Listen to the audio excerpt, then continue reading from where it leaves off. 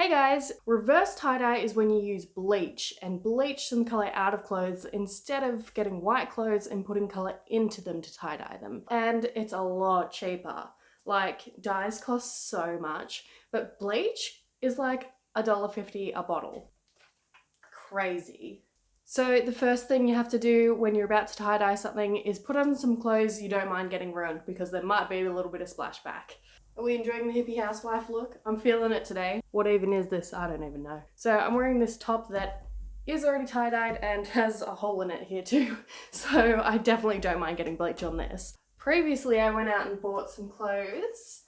I'm going to be doing this super cute little baby outfit for my nephew. And then I just got a top for me as well. And I like to get a coloured shirt to do it with instead of just black or grey because you never know what colours are going to come out of it. One time I bought a maroon top and tie-dyed it and the bits that had bleach on them went like bright green. It was actually so cool and I wish that I still had it. Here is another navy blue top that I've done before. And as you can see, this is what I found usually, that navy blue goes like purple and pink. The other thing you really need to know is if you're going to be doing black items, there can be really varied outcomes. I didn't actually tie-dye these pants myself, I bought them. These are like my favourite tights. I bought them in Byron Bay. So when you tie-dye black clothes, it can really vary. A lot of the time it comes out with orange and browns.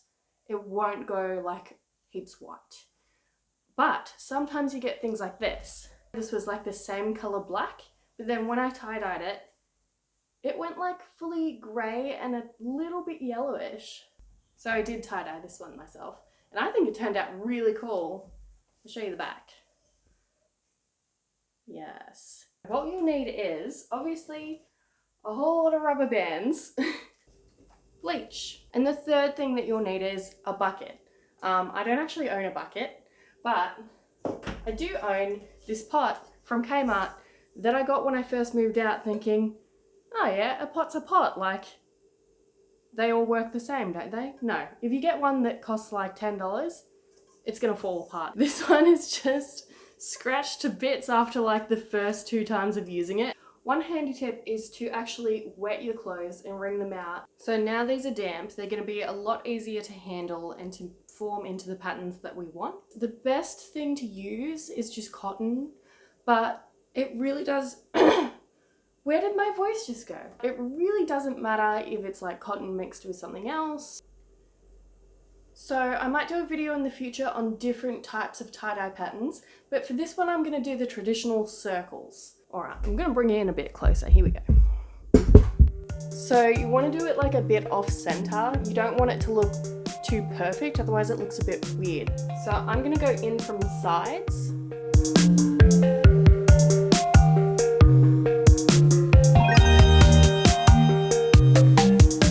So this is going to be the center of the circle.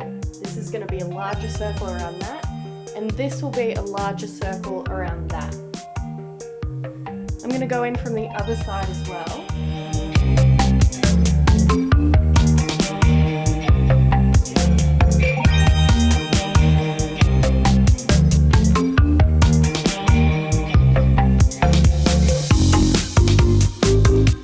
After you've got all the rubber bands on, it's going to look like a bit of a weird sausage. It's time to do the little baby suit, and it's got a little hat to go with it. Oh, it's wet. Why have I done that?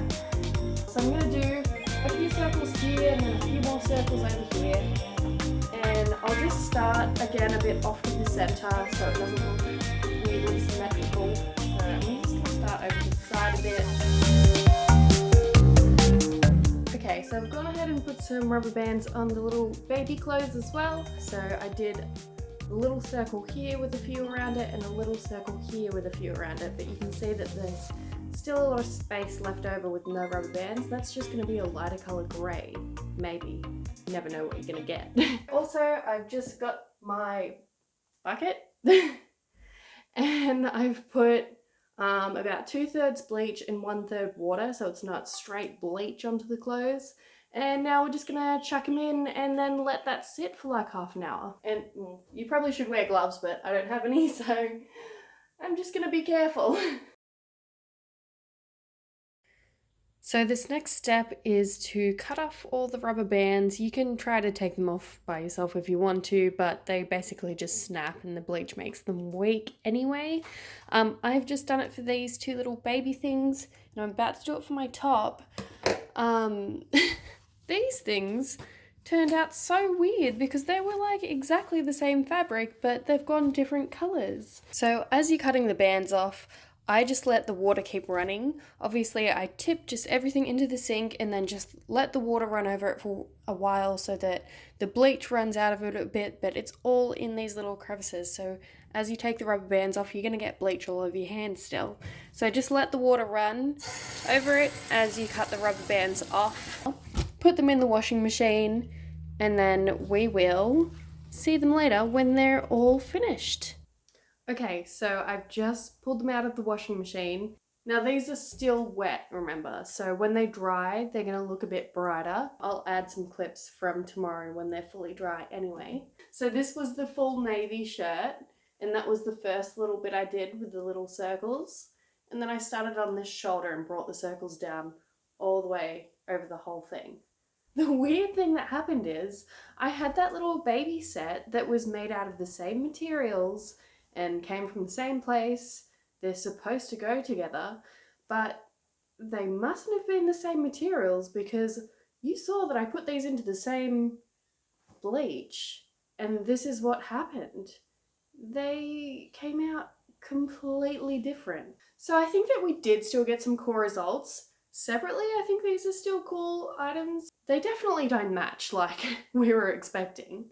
So that's what I mean by you never know what you're gonna get when you're doing this with bleach. But we did get a masterpiece. This is my favorite thing I've tie-dyed in a while. Look at this, it turned out beautiful. Alright guys, this is what everything looks like all finished and dry. What do you guys think? Let me know below in the comments. There's a few other ways of doing this that I might try in other videos. If you want to see that, give me a big thumbs up. And I hope you enjoyed this video. You like it? You don't